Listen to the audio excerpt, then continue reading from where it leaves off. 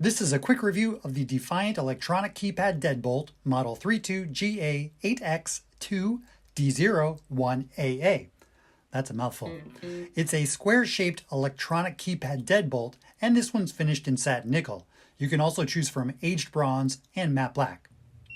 So I got this for the workshop door as a way to keep the cats out. Or at least that's what I told my other half. But it is true that I always close the door, but if I forget to lock it, our little fur babies push it open and leave me with a mess to clean up. Not again. 2 boy cats, that's what you get. Come on. Now, this deadbolt has one 6-digit master code and 10 4 to 6-digit user codes, which are all customizable. The keypad's relatively simple to program, but had I needed it, there's a QR code in the instructions, which would take me to a video on how to program it. If you go there, just be forewarned, there's no voiceover on the tutorial, and the music is terrible. I recommend muting your speakers. So I maintain the master code, and the rest of the family has their own codes. Although, given this is a dumb lock versus a smart lock, there's no way to review which codes have been used to access my workshop. That means I'll still have no idea who keeps borrowing, with no intention of returning, my scissors, tape, and 9-volt batteries. And we all know cats don't use that stuff. Or do they? Since the keypad does become disabled for 1 minute if 4 incorrect entries are made in a row, perhaps I'll interrogate the person who forgets their code. Come on, Dad. Yes, honey? The box included everything I needed for installation, including the lock cylinder, adjustable latch, 2 keys, mounting plate, strike plate, dust box, screws, a driving collar, had that been the configuration I needed, and installation instructions with templates for drilling. Just note that while some deadbolts come with both rounded and squared faceplates to fit the mortise you may have, this deadbolt only comes with a rounded faceplate and strike plate. The deadbolt looks nice, has an easy-to-read illuminated display, and seems to be well constructed other than the cheap plastic dust box. A dust box helps prevent kick-ins, which I don't expect happening here. I could potentially see the battery cover getting dinged up, but only time and use will tell how long both aesthetics and electronics hold up. This deadbolt requires 4 AA alkaline batteries, which are not included, and I haven't had it long enough to know how long the batteries last.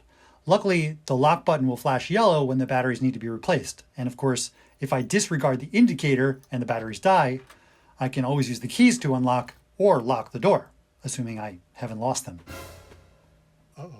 Other handy features of this lock that are helpful to me include the electronic keypad, so I no longer have to carry keys.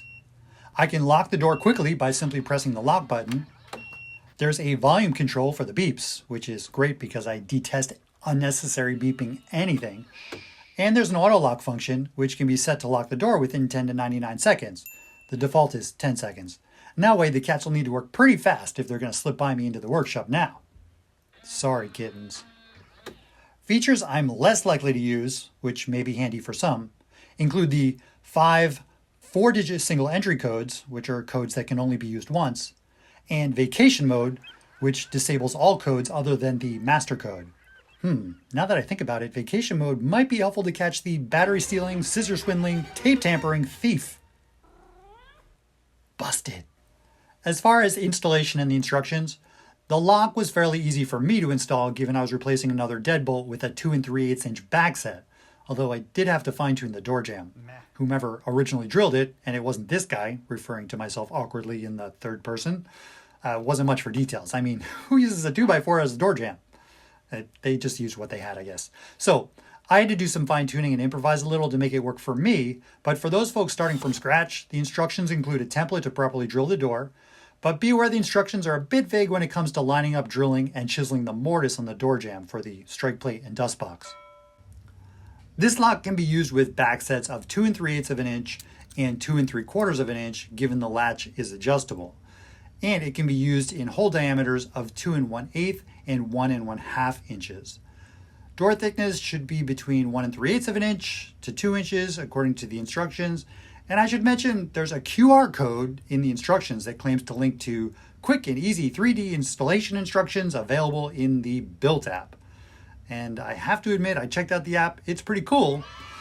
But unfortunately, scanning the QR code only took me to the App Store to download the BILT app. And once installed, neither the QR code nor the barcode on the packaging provided any search results in the BILT app.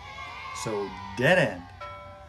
I was able to find a similar product, just not this exact model number. So my recommendation would be Whether the latch configuration you have requires a faceplate or a drive-in collar, start with the paper instructions. A few important things worth noting are that the parts of this deadbolt are not interchangeable with other units. So, to avoid malfunction and voiding the lifetime limited mechanical warranty and 1-year electronics warranty, it's not recommended you swap out any parts. However, the good news is the lock can be rekeyed to match any existing KW1 key. So if you have other locks in your home that use Kwikset's #1 keyway or warding pattern, you could have this lock rekeyed so you're not toting around excess keys.